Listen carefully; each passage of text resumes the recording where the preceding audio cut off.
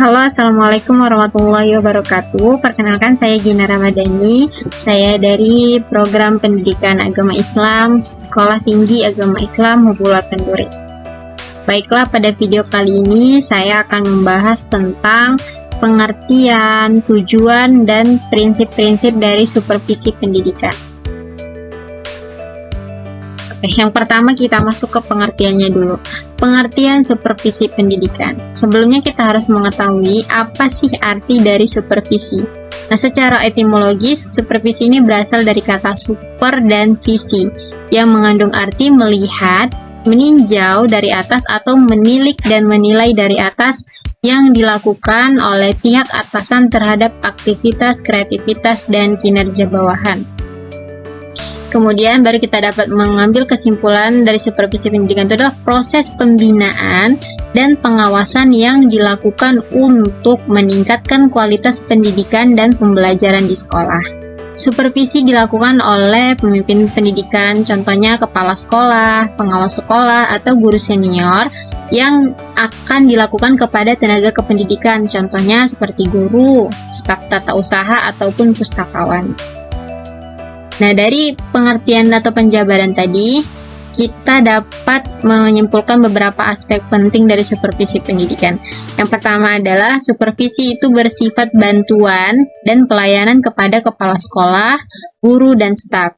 Kemudian untuk pengembangan kualitas guru, untuk pengembangan profesional guru, dan untuk memotivasi para guru.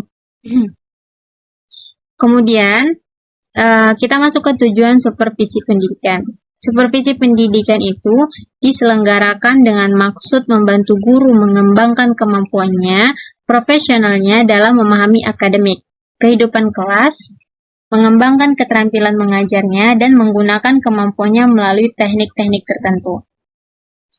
Kemudian supervisi pendidikan itu diselenggarakan dengan maksud untuk memonitor kegiatan belajar mengajar di sekolah.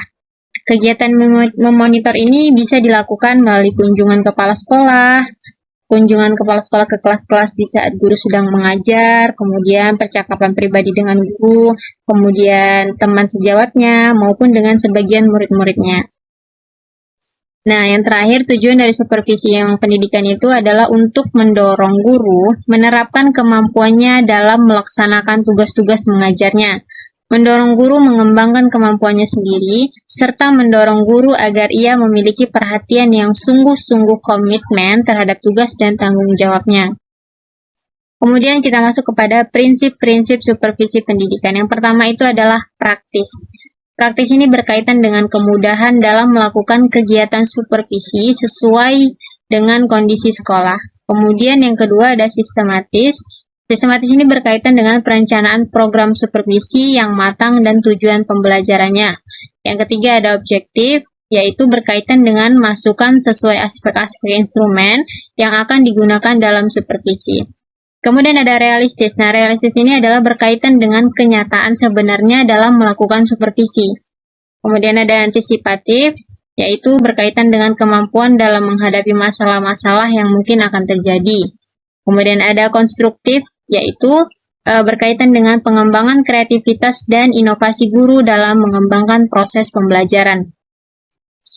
Setelah itu ada yang namanya kooperatif, yaitu berkaitan dengan kerjasama yang baik antar supervisor dan guru dalam mengembangkan pembelajaran.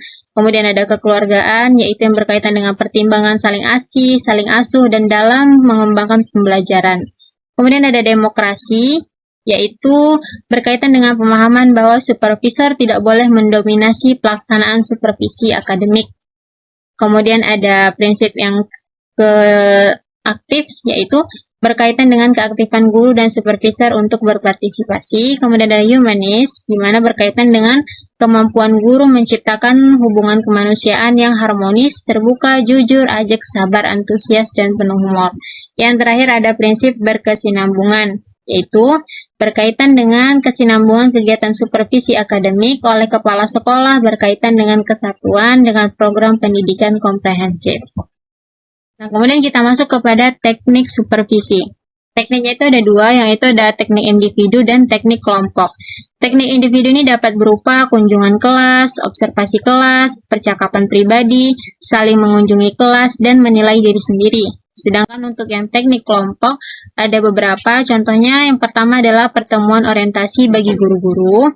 Kemudian panitia penyelenggara, rapat guru studi kelompok antar guru, kemudian diskusi sebagai proses kelompok, kemudian tukar-menukar pengalaman, ada lokakarya atau workshop, diskusi panel, diskusi yang melibatkan para ahli sebagai panelis, partisipan aktif, dan para pendengar. Baiklah, mungkin hanya ini yang dapat saya terangkan pada video kali ini. Terima kasih.